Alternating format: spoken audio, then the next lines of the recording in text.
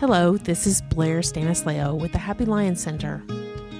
Welcome to our podcast, Mystical and Infamous, where we have playful and easy conversations about anything mystical, getting to the heart of all things strange and weird. Join us in a bit of magical tomfoolery, spreading the alchemy of love and light. And now, we invite you to enjoy the show.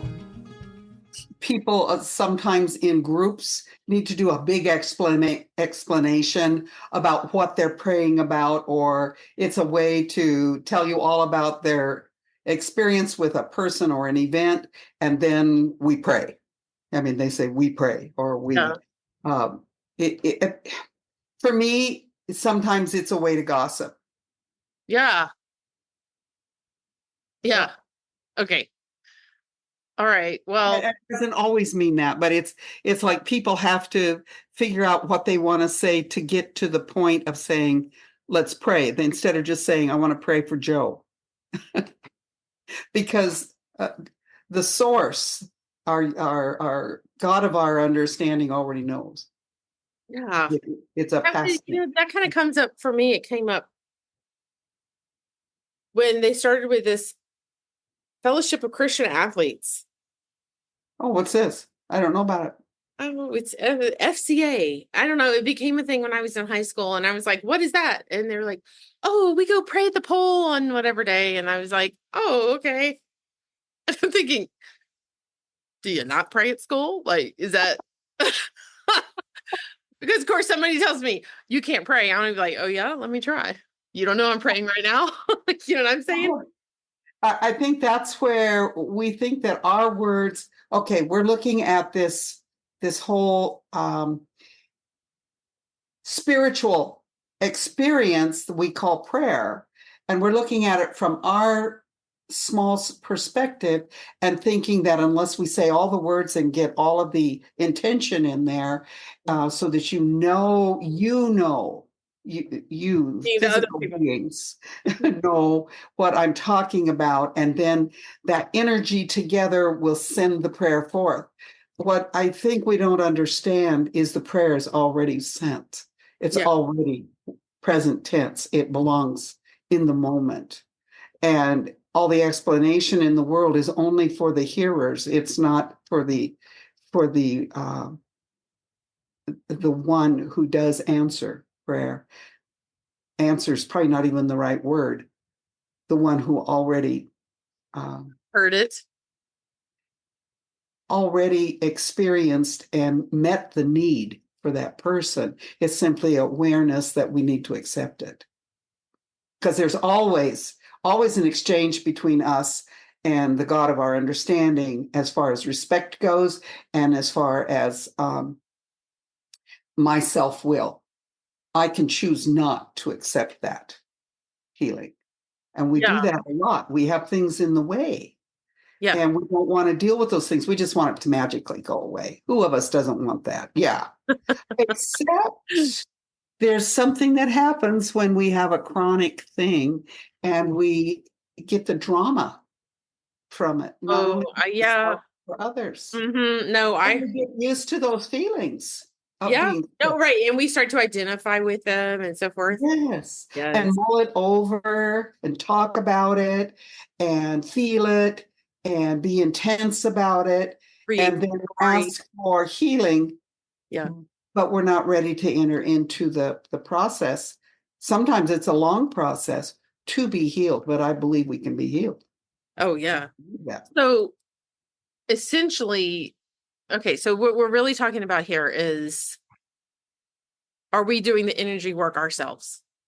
Like on ourselves, within our being, instead of talking, what is it? Talking the talk, but not walking the walk or something. Right. Very well said. Yeah. I purchased a subscription to Vlad's. Oh, yeah. I don't know what that is, a podcast, or I don't know. It's not a podcast. It's a teaching that he has. So I purchased a year because it was very inexpensive. But I had done a free one with him for 31 days. He called it a 31-day challenge or 21-day challenge. It takes 3 weeks to change a habit. Okay. So that I think that's where the 21 days came in. Yeah. But anyway, I did it with him, and we always started every single teaching he had started with self Reiki, because he's a Reiki guru. I mean, he's good at it, and he's an excellent teacher, and he practices what he preaches. So I did that for 21 days, and it was so enriching. And I have been one who does daily Reiki for myself, and especially since I moved, because I'm not working on other people. There's just me. I mean, I work on some family members that come, but I'm talking that in a business, you have a daily experience with people in touch, or the kind of businesses we've had, which are touching fields. And I have just been doing Reiki every day for myself, and it is so wonderful. And I do that, and then afterward, I send that to all these 100 and almost 200 people every night. And it just feels so simple, so clear. And I don't know for each person what will happen. I don't even try to know. I don't even try to do anything except see their name and see their face and send that. And I do that with each person twice. First, I set it up, go through all these people, then I go back and do it again with them. And so I do it twice. And it is so fulfilling for me. I don't know for them, but I hope so. Yeah. It's a way for me to love them. There's another thing that's happened with me that I'm more aware of now than I've been doing it for years, but I've come to a conclusion in the last 2 years because of that cancer diagnosis that my body is in the scriptural words, temple of the Holy Spirit. And I walk with that awareness that this house that I live in is holy. And I haven't done a really good job of taking care of this beautiful experience called my life. I've done just a lot of things I wanted to do and just disregarded her. But 2 years ago, she said, "No more of that. No more. If you want any help from me, you're going to have to help me because I'm getting old. You're not, but I am." And I realized that I carry prayer in my body. And that is the best word I can use. I not only do the Reiki for me and give it to others, but I have these little places in my body that I put people. Our body parks memory everywhere, not just in the brain.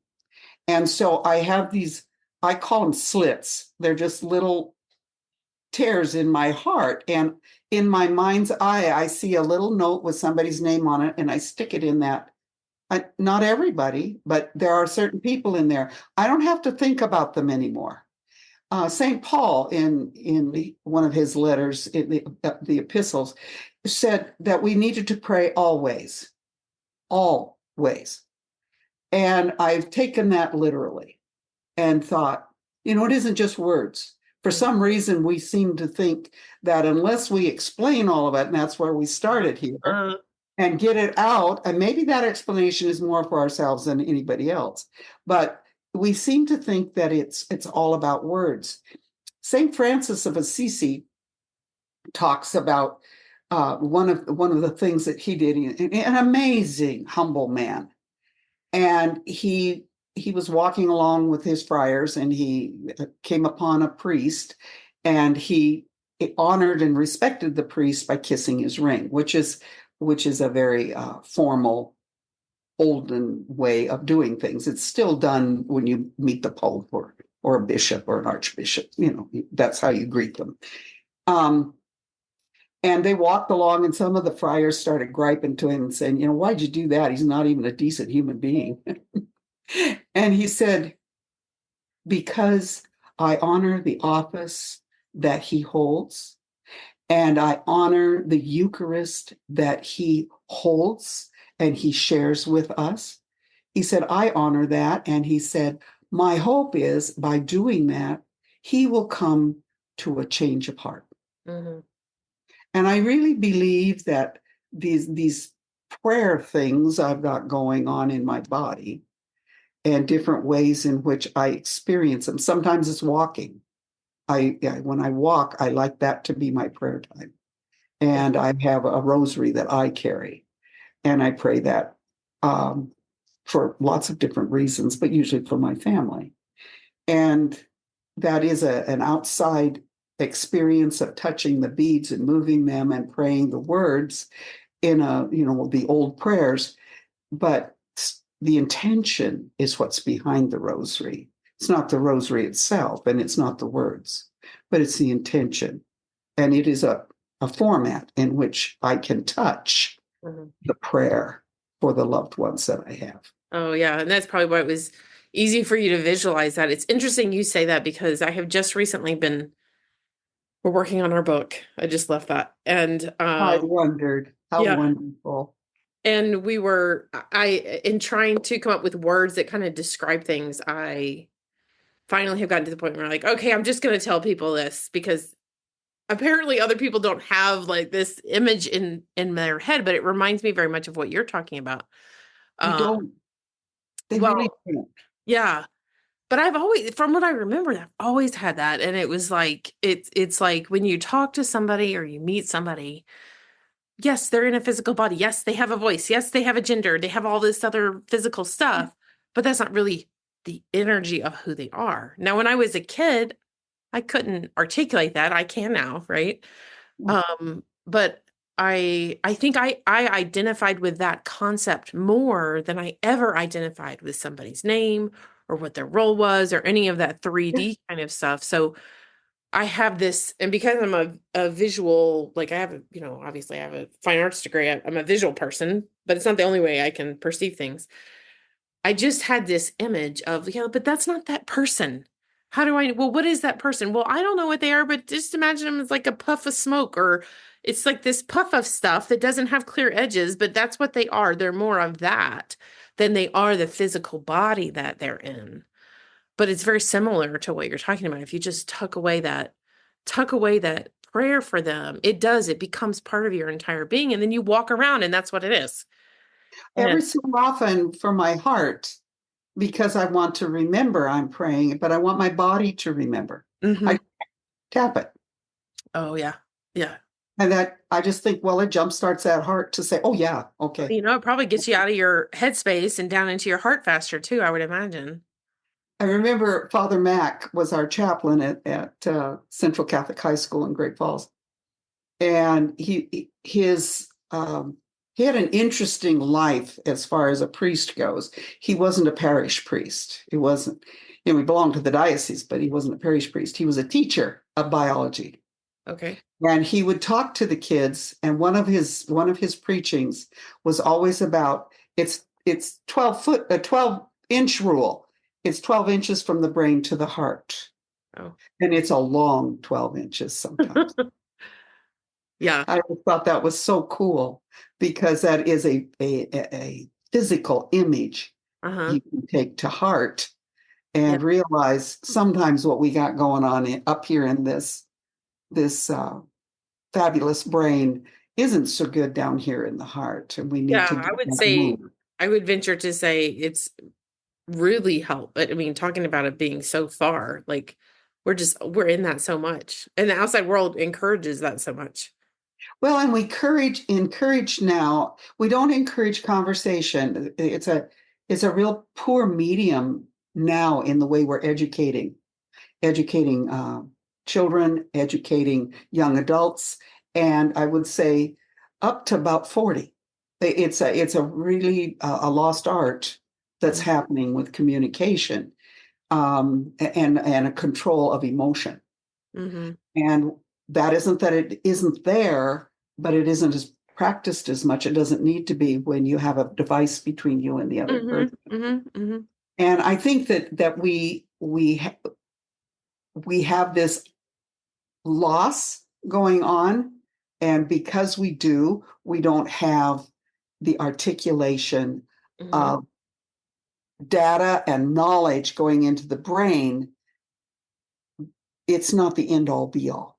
Mm-hmm. It's not, just because it's knowledge doesn't mean it's fact. And just because it's knowledge doesn't mean it addresses emotions.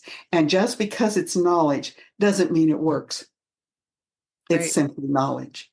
It's how each individual begins to sort through it and live it and give it meaning.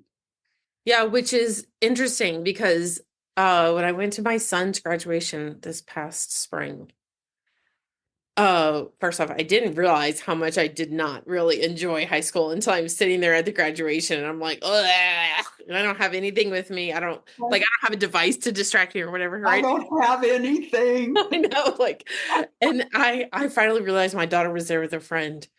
And I finally realized as I listened to what they said and just imagine myself there, I just thought to myself, if I had grown up with a computer in my hand that would play music anytime and little things that go in my ear that nobody can see, you can bet your bottom dollar I'd have had that stuff in and I'd have had a soundtrack in my life and I'd have been so much happier. Yeah. Absolutely. I could be alone and in a group and nobody would know. Yeah. Yeah. I kind of wonder though, is this creation that we have come up with, this internet and all that, devices and all that, is it really just going in a sense, going down the path of what you're talking about, which creates an issue with communication and a lack of connection with people? It just goes down the path a little bit farther. So then it gives us some irritation that we can say, oh, wait, that's not okay. That's too much of it. And then we can do a course correction. It's not that the information itself is bad, as you were saying, it's what we do with that information, right?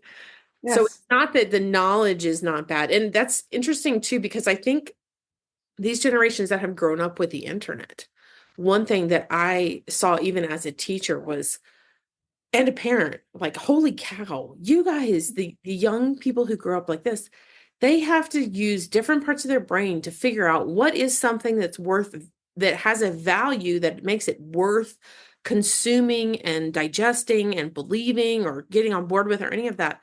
Whereas when I was in high school, if it was in paper, that meant a lot of other adults seemed to think it was important and well done, right? Yeah. So we didn't have that whole thing, or is this garbage that I'm reading, right? But now filters were there. Yeah, they were there, but now it's not. It's like anybody who can make a page, and that does not take much to be able to put something on the internet.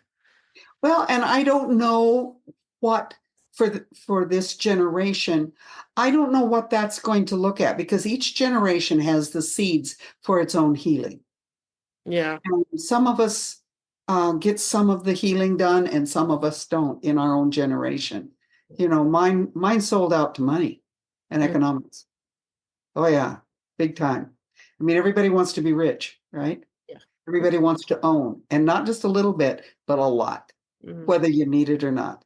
And that's my generation. I mean, we want the cushy retirement, and we want to be able to travel and have no problems.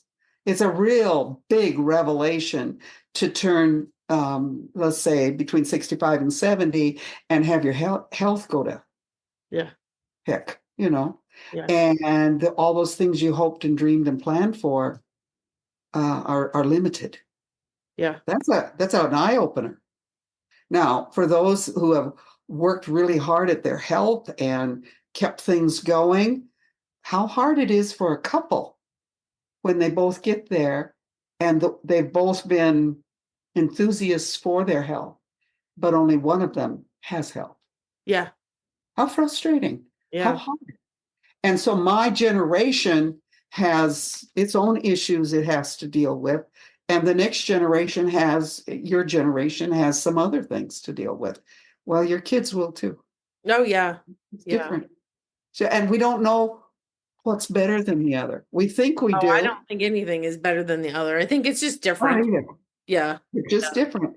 And I believe in those young people. Now, I don't like some of the things they do, but why would I? It's not something I get. Yeah. It's not something I understand. But I do believe in them. And I believe that there are a lot of good ones in there who want to be good leaders and good people. And they have some things to say. They're not mature enough yet to do it. Mm-hmm. But we're seeing a few of them, and they're showing up between 40 and 50 years old, but they're really a few of them. Mm-hmm. But when you move back down into this younger age with your daughter and son, and then younger than that with the preteens entering their teenage years, yeah, we got some different people going. Well, yeah, I think they're all, I think, they're all, everybody's got their generations. They are having breakthroughs, and, some of the issues as generations, I think, is also like, how do you work with the older generations? Like, how do you meld with them? So like my generation found a way, like one of the things I read about my generation, I thought, oh yeah, that really is spot on, was that, I think we were the latchkey kids. So both parents had started working, right?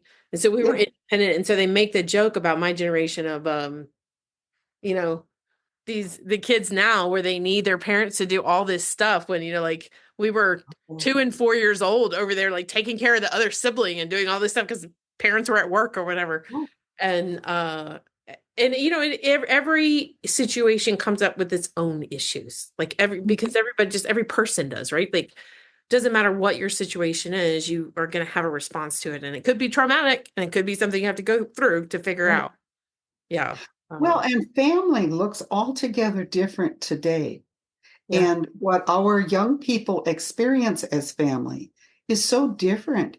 When I was growing up, you went home at night to supper. If your friend came to play on a Saturday and you were having breakfast, they waited on the step until you got done with breakfast and you went out to play. There wasn't this everybody is a part of this and we got 8 people spending the night and no, there wasn't that. It just looked different for family and then how we experience friends.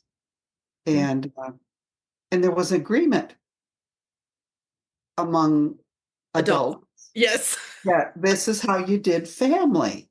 It's kind of funny, but I grew up in a little dinky town, like 400 souls.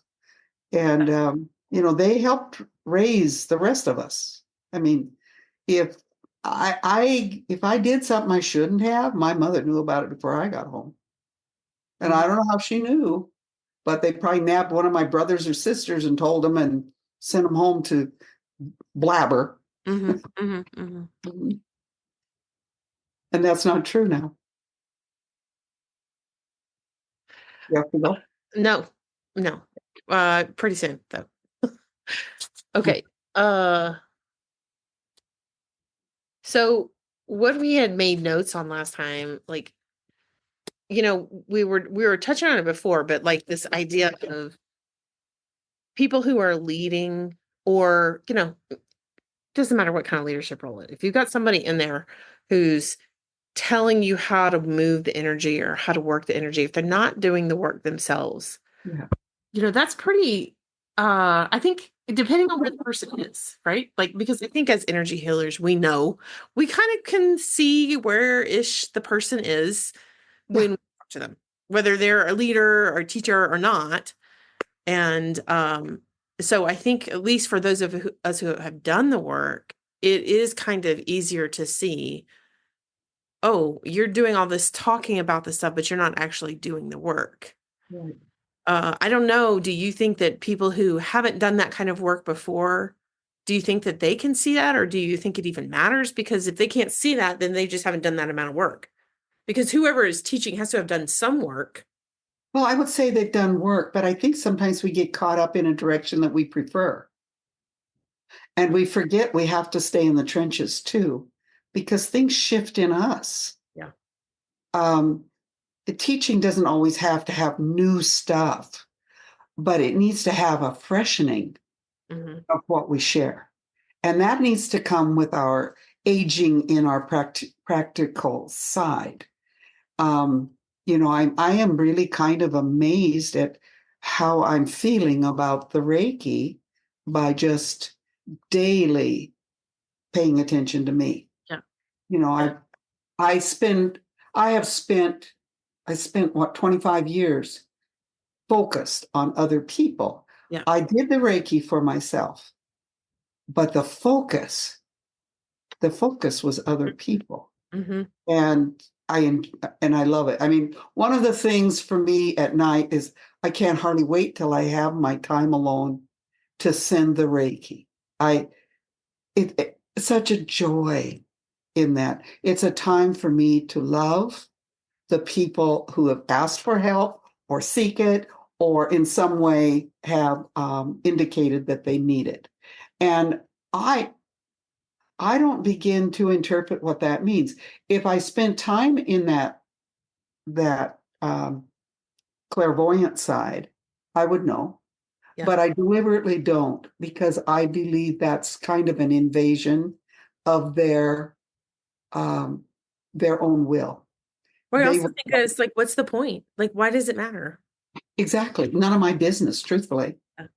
Yeah. You know, I don't want that for me. Well, I If think you ask, that's different. yeah, I think it's very telling that as experienced as you are, when you make a shift and you make it more about yourself, how eye-opening that is Oh, for anybody. Because I mean, I know when we first met, that was one of the first things you said is, you teach people Reiki, and then, check in with them later and they're not doing it, and I'm just as guilty because I took the course and I was like, oh, this is great. That's nice. I could do this for other people. And then I didn't worry about it. And I was like, well, whatever. And then I realized, well, I don't want to defend it. I don't want to argue about it. Like, if you're good no. with it, then we'll do it. If not, that's fine. But Yeah. when I got to the point where I was like, okay, I have to do this, and we're joking around about this and we're pushing it off, was when I had some sort of physical, I think it was probably tendonitis or something. Something got irritated within me in my physical body. And I was like, oh, don't want to do this. I don't want to go to the doctor. I don't want to take the pills, like Time. I don't even want to believe any of that stuff, that whole, about what it is and how do you all that. And I was like, what I do believe in is I really do believe in the Reiki. So you know what? I'm going to do it. And I'll tell you, it did not take more than 20 seconds. And I was like, oh, Easy. okay. I definitely felt it. And then the next day it was so much better. And I was like, oh, that is so easy. Like, but I didn't take that time until I was really dreading going outside of myself again to go get support. Yes. It's amazing. And my friend Sandy and I are going to Tai Chi, which we've done all these last years. Uh-huh. And we also, because it was back to back, we're also taking Qigong. Oh, cool. And it's just a basic 8 brocade Qigong. And I've never studied Qigong. I've done it with people. Yeah. But I'm hooked.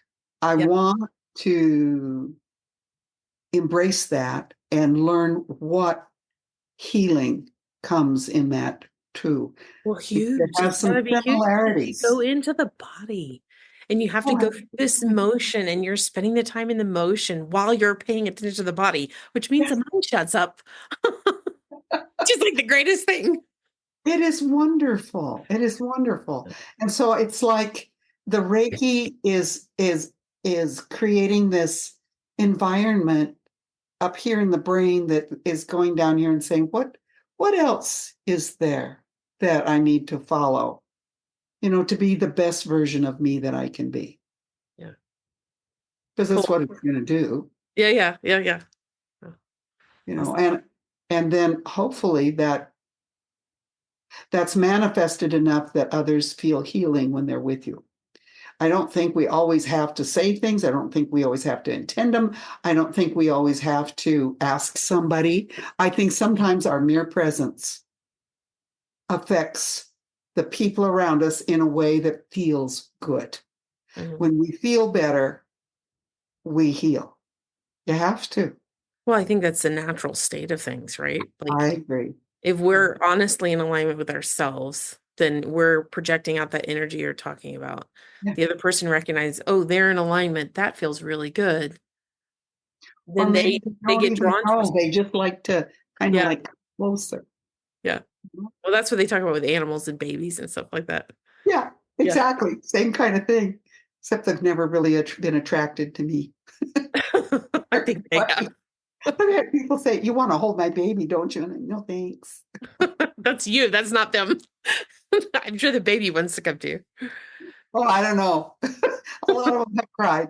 The babies in Haiti loved me. And I figured out after I left Haiti that it was because of my warm body. It was winter there. And I held these, I think it was 3 different babies. I mean, babies. And they just snuggled into me. And I'm a grandma body, and it's warm, and it's fluffy, and it's a safe, pillowy place to be. And so I think that they found a comfort and a safety there. And so it was, don't give me away. It's warm here. Thanks for listening to this episode of Mystical and Infamous podcast with the Happy Lion Center.